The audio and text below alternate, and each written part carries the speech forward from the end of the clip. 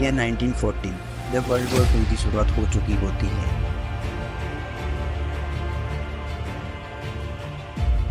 जिसमें एक तरफ एक्सिस पावर होती है तो दूसरी तरफ अलायंस पावर होती है। एक्सिस पावर का एक देश इसी बीच एक ऐसी टेक्नोलॉजी को डेवलप कर रहा था कि अगर सक्सेसफुली इस चीज़ की खोज हो जाती तो वर्ल्ड वॉर 2 का रिजल्ट कुछ और होता और हम आज 1000 साल आगे की टेक्नोलॉजी को देख रहे होते।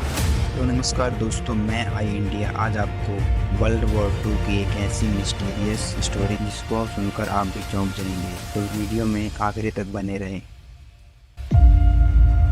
ईयर 1940 में हिटलर अपने साइंटिस्ट और इंजीनियरों से एक ऐसी मशीन बनाने को बोलता है जो बिना किसी ग्रेविटी फोर्स के हवा में उड़ सके, जिसके बाद नाजी जर्मनी के साइंटिस्ट और इंजीनियर इस मशीन को बनाने में लग जाते हैं, जिसका नाम दी ग्लोक रखा जाता है, जिसका जर्मन भाषा में मतलब होता है घंटी। दी ग्लोक की सबसे पहले जानकारी ईयर 1960 में पब्लिश हुई बुक मॉर्निंग ऑफ मैजिशियन, जिसमें डाई ग्लोक को एक साइंस फिक्शन या इमेजिनेशन के रूप में बताया गया। लेकिन ये लाइमलाइट में जब आई जब ईयर 2001 में आई निक कुक की book Hunt of zero point में इस मिस्टीरियस बुक के खुलासे हुए। इस बुक में निक कुक ने बताया कि कैसे नाजी जर्मनी एक ऐसा खतरनाक वेपन बना रहा था वर्ल्ड वॉर 2 में, जिसका इस्तेमाल अगर वो करता तो वर्ल्ड वॉर 2 का रिजल्ट कुछ और होता। निक कुक बताते हैं कि ये मशीन एक बेल के शेप की थी, जो कि 4 मीटर ऊंची और 3 मीटर डायमीटर वाली एक मशीन थी। ये मशीन एक ऐसे यूनिक मैटर से चलती थी जिसका नाम एक्सीरियम 525 रखा गया। ये मैटर बहुत ही यूनिक था और इसके बिना इस मशीन को चलाना लगभग नामुमकिन था। कुक बताते हैं कि ये मशीन टाइम ट्रेवल कर सकती थी। ये एक टाइम मशीन थी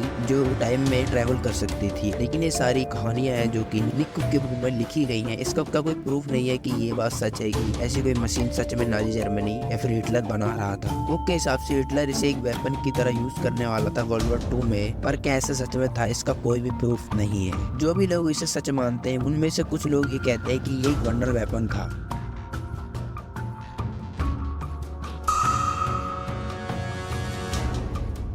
भले ही जर्मनी वर्ल्ड वॉर 2 हार गया, लेकिन उसकी टेक्नोलॉजी इतनी एडवांस थी जिसकी तारीफ खुद यूएस करता था। इसकी वजह से ही उसने वर्ल्ड वॉर 2 के खत्म होने के तुरंत बाद ही अपनी एक रिकोजिनेशन टीम जर्मनी भेज दी। इस टीम को भेजने का मकसद यूएस का सिर्फ इतना था कि वो जितनी भी टेक्नोलॉजी है जर्मनी के पास वो सबसे पहले अपने पास ले सके और किसी भी अलायंस पावर के पास वो टेक्नोलॉजी उससे पहले ना पहुंचे। लगभग सारी टेक्नोलॉजी जर्मनी से यूएस ने ले ली थी, लेकिन उसे डी ग्लोक के बारे में कोई भी जानकारी नहीं मिली, जिसकी वजह से वो बहुत ज्यादा खुंदक में था। इसलिए उसने एक जान चली। यूएस ने जर्मन साइंटिस्ट और इंजीनियर को प्रोटेक्ट किया। इसका उनको प्रोटेक्ट करने का मकसद सिर्फ एक ही था कि वो इस मशीन की जानकारी लेकर उसे रीडेवलप कर सके यूएस में, जिनमें से एक थे एरोस्पेस इंजीनियर वर्नर वॉन बरून, जिन्होंने वर्ल्ड वॉर 2 के दौरान यूज किए गए V2 मिसाइल को इन्वेंट किया था और आगे चलकर इन्होंने ही नासा के लिए सैटर्न V रॉकेट को डिजाइन करा था।